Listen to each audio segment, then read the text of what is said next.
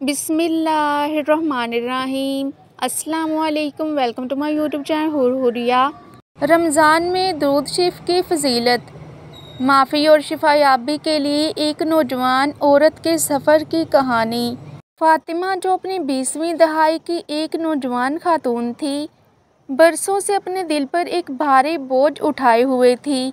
उसके वालिदैन की तलाक उस वक्त हो गई थी जब वो 9 उम्र थी और उसे अपने छोटे बहन भाइयों की देखभाल के लिए छोड़ दिया गया था।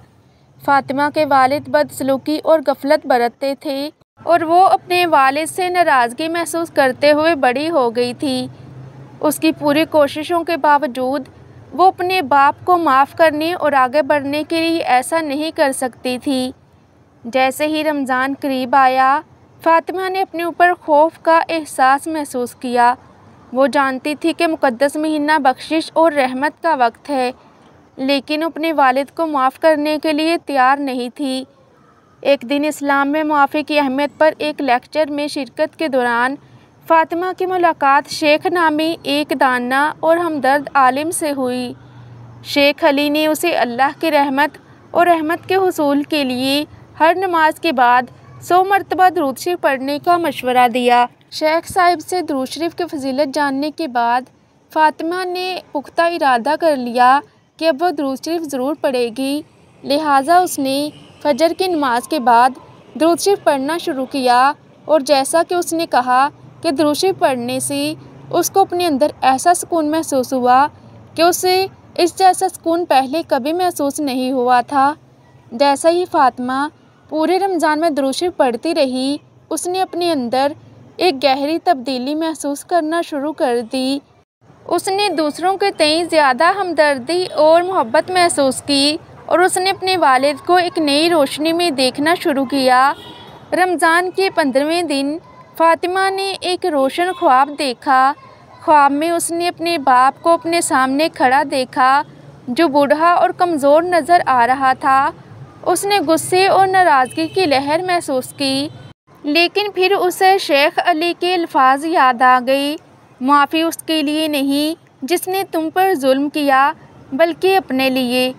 फ़ातिमा वजाहत और मकसद का एहसास करते हुए बेदार हुई। वो जानती थी कि उसे अपने वालिद को माफ़ करके आगे बढ़ना है। उसने अल्लाह की रहनुमाई और रहमत की तलब में और भी ज़्यादा शौक़ से दुरूद शरीफ का विर्द शुरू किया। जो रमज़ान बढ़ता गया, फ़ातिमा का दिल भरने लगा। उसे सुकून और राहत का एहसास हुआ जो उसने पहले कभी महसूस नहीं किया था। उसने महसूस किया कि माफ़ी उसके वालिद की गलतियों को भूलने या माफ़ करने के बारे में नहीं है, बल्कि उन मनफी जज्बात को छोड़ने के बारे में है जो उसे रोके हुए थे। रमज़ानुल मुबारक की 27वीं रात को फ़ातिमा को नमाज तरावी के दौरान एक गहरा तजुर्बा हुआ। उसने अल्लाह के साथ और पूरी मुस्लिम कम्युनिटी के साथ इत्तेहाद का एहसास महसूस किया। रमज़ान के दौरान फ़ातिमा के तजुर्बे ने उनकी ज़िंदगी पर देरपा असर डाला। वो एक ज़्यादा हमदर्द और मोहब्बत रखने वाली शख्सियत बन गई और वो अपने वालिद को माफ़ करने और आगे बढ़ने के काबिल हो गई।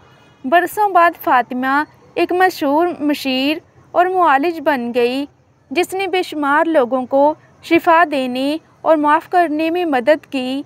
वो रमज़ानुल मुबारक में दुरूद शरीफ पढ़ने की ताकत को कभी नहीं भूली और अल्लाह की हिदायत और रहमत की तलब में ज़िंदगी भर उसका विर्द करती रहीं। आज की ये कहानी फ़ातिमा की कहानी अल्लाह की रहमत और रहमत के हुसूल में दुरूद शरीफ पढ़ने की ताकत को उजागर करती है। कहानी से पता चलता है कि किस तरह मुआफ़ी माज़ी की तकलीफ़ों को दूर करने और आगे बढ़ने का एक ताकतवर ज़रिया बन सकती है। फ़ातिमा का सफ़र रमज़ान की तब्दीली की ताकत को उजागर करता है और ये कि ये रूहानी तरक्की, शिफायाबी और तजदीद का वक्त कैसे हो सकता है। दुरूद शरीफ का विर्द करते रहें, क्योंकि दुरूद शरीफ अल्लाह की रहमत, उसकी बरकत और अल्लाह की मोहब्बत हासिल करने का एक बेहतरीन ज़रिया है। दूसरों के लिए मुआफ़ी और हमदर्दी की मशक़ करें और उन मनफी जज्बात को छोड़ने की कोशिश करें जो आपको रोक रहे हैं।